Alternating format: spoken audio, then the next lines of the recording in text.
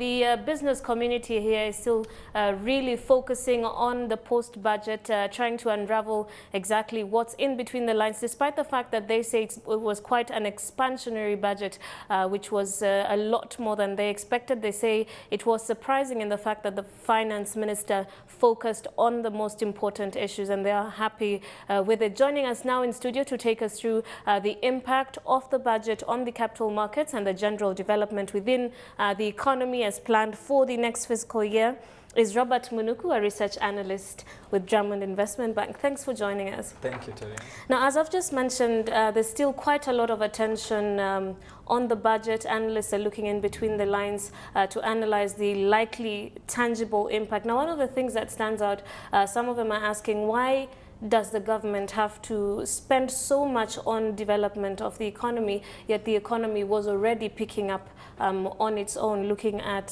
specific sectors from the whole of last year?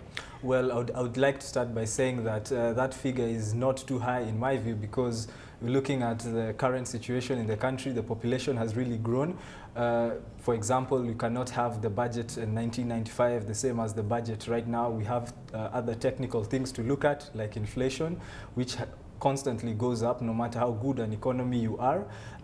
That said, I would say the budget was really attractive. He looked at the key sectors, as you so mentioned, the first being agriculture, which he put a lot of goodies or incentives, if we may, $500 million going to maize dryers in the maize growing areas, another $500 million going for an additional 15 rice mills. We also have the tourism sector getting 1 billion shilling in its kitty. So looking forward, I would say the finance minister had his toes on track, and I think it's a matter of time before we see the stimulus package really come to fruition.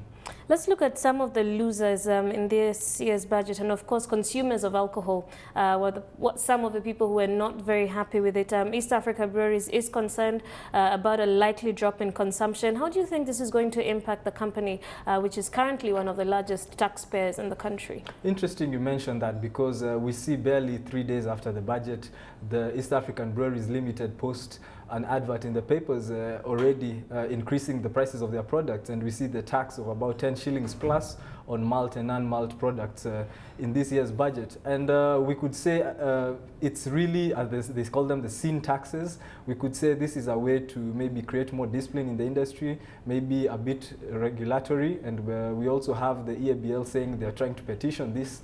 I think we just have to wait and see.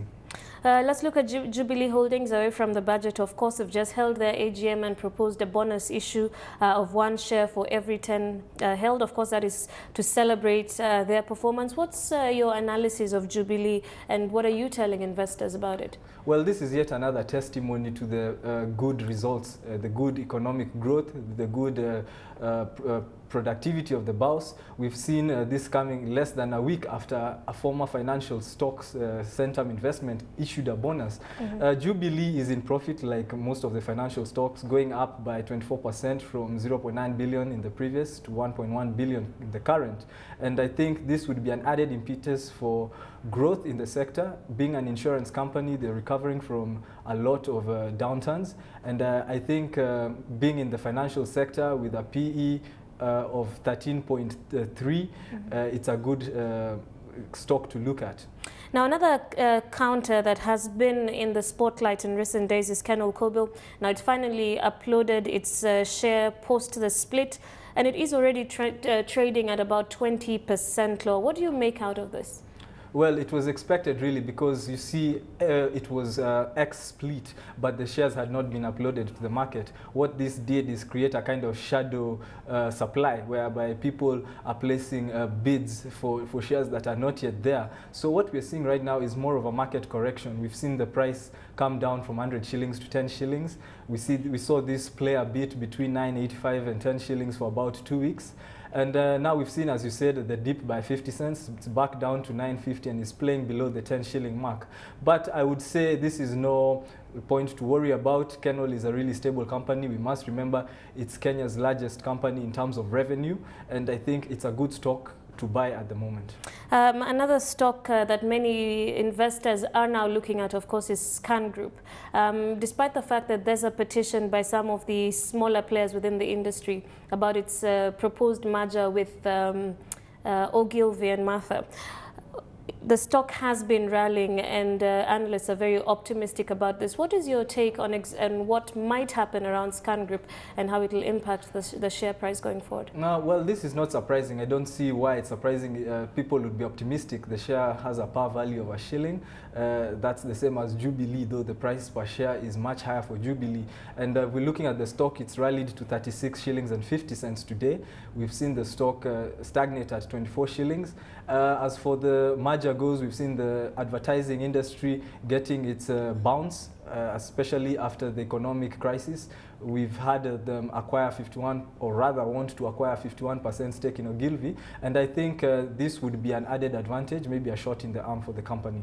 Kenya Commercial Bank, they finally launched their rights, 15 billion shillings rights offer tomorrow.